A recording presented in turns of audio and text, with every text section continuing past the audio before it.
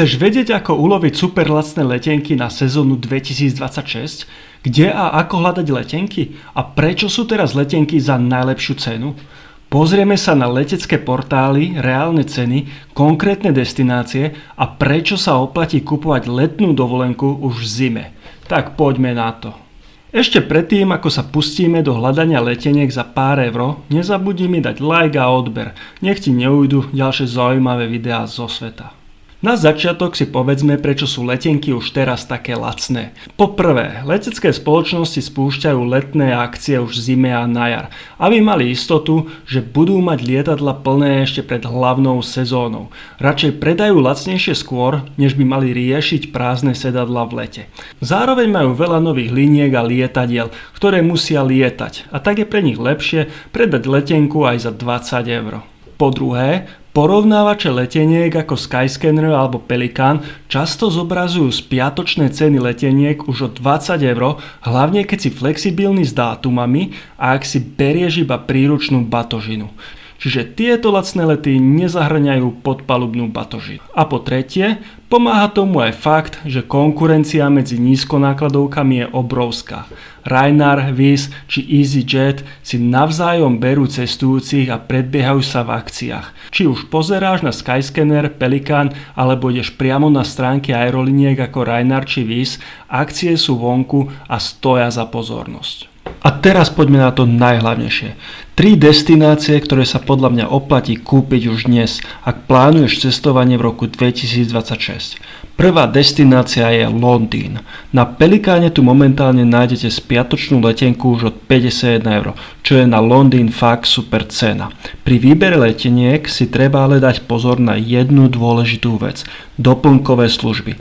Často sa stáva, že máte automaticky zaškrtnutú dodatočnú batožinu, prednostný check-in alebo výber sedadla.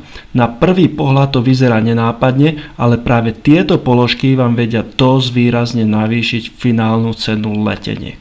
Londýn je na otočku z Bratislavy na predĺžený víkend fakt ideál.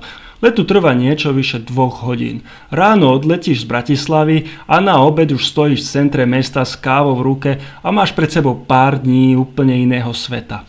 Je to miesto, kde sa stále niečo deje, takže aj keď ideš len na krátko, nemáš pocit, že niečo nestíhaš. Super je aj to, že Londýn funguje non-stop. Veľa múzeí má vstup zadarmo, takže aj keď ideš low cost, program máš vyriešený. Môžeš tu navštíviť pamiatky, parky, zažiť tú pravú londýnsku atmosféru alebo sa dokonca zúčastniť futbalového zápasu. Ako ďalšie tu máme Kanárske ostrovy, ktoré sú moja obľúbená februárovo-marcová destinácia. Kanárske ostrovy sú presne ten typ destinácie, kam ideš, keď chceš na pár dní úplne vypnúť. Ale zároveň nechceš riešiť nič zložité. Sú síce ďalej než Londýn, ale stále sú v Európe. Platí sa tu eurom, funguje tam všetko normálne a máš pocit, že si niekde v trópoch bez toho, aby si opustil Európsku úniu. Najväčší bonus je počasie. Tam je prakticky jedno, kedy ideš, lebo aj v zime máš okolo 20 až 25 stupňov. Slnko je tam príjemné, keď u nás je sichrávo a tma. Na otočku alebo predĺžený víkend sú Kanáre super, hlavne vtedy, keď chytíš dobrú letenku. Počas februára a marca sa tu cena spiatočnej letenky pohybuje okolo 100 eur, čo je na Kanáre fakt výborná cena. Treba ale rátať s tým, že tieto lety sú často dlhšie alebo je tam prestup, takže nie je to úplne ideálne pre každého. Ak však chcete priamy let, odporúčam pozrieť Google Flights. Tam sa dá nájsť spiatočná letenka už od 147 eur, čo je na Kanárske ostrovy naozaj super deal. Lanzarote vychádza dokonca v apríli už od 126 eur spiatočné, čo je za túto destináciu top cena. Môžeš si vybrať medzi Tenerife, Gran Canariou, Lanzarote či Fuerteventura. Každý z týchto ostrovov má trošku iný vibe. Môžeš tu zažiť krásne pláže, ale aj hory a sopky. A nakoniec tu máme moju najobľúbenejšiu destináciu, Malorka. A tu ťa na chvíľu zastavím. Stalo sa vám už niekedy, že vám let meškal viac ako 3 hodiny, prípadne bol zrušený? Ak áno, možno máte nárok na finančnú kompenzáciu. V takom prípade odporúčam stránku flywise.eu, kde si viete jednoducho požiadať o kompenzáciu až do výšky 600 eur, a to bez zbytočného papierovania. A ako na to? Otvorte si stránku flywise.eu. Zadajte číslo letu a dátum letu. Systém automaticky overí, či máte nárok na kompenzáciu. Ak áno, doplníte základné údaje a odošlete žiadosť. Flywise všetko rieši za vás, komunikáciu s leteckou spoločnosťou a aj celý proces. A teraz dôležitá vec. Pri vyplňaní žiadosti môžete použiť promokód Vycestuj10. V prípade, že bude kompenzácia úspešná, získate 10% zľavu z ich provízie. Takže vám zostane viac peňazí vo vrecku. A teraz pokračujme ďalej. Let z Bratislavy priamo do Palmy trvá okolo 2,5 hodiny. Máš tam more, slnko, hory, aj mesto v jednom balíku. Takže aj keď ideš len na pár dní, máš pocit, že si zažil plnohodnotnú dovolenku. Priletíš do Palmy, sadneš na autobus alebo si požičiaš auto a za chvíľu si buď na pláži, v starom meste alebo niekde v kopcoch s výhľadom, pri ktorom máš chuť len tak sedieť a nič neriešiť.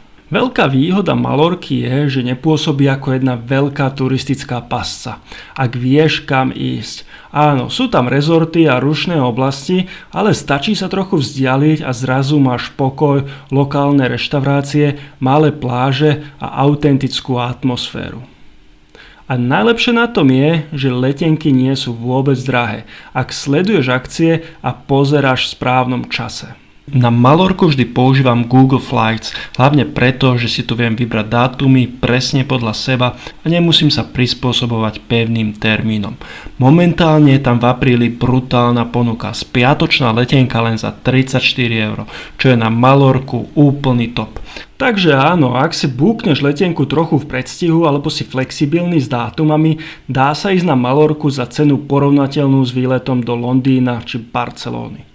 Sám som strávil na Malorke týždeň a kempoval som po celom ostrove, takže o tom možno urobím osobitné video, čo sa oplatí vidieť a čomu sa naopak vyhýbať. Ak sa ti toto video páčilo alebo ti pomohlo, hoď mi like, odber a do komentára mi napíš, kam by si chcel letieť ty.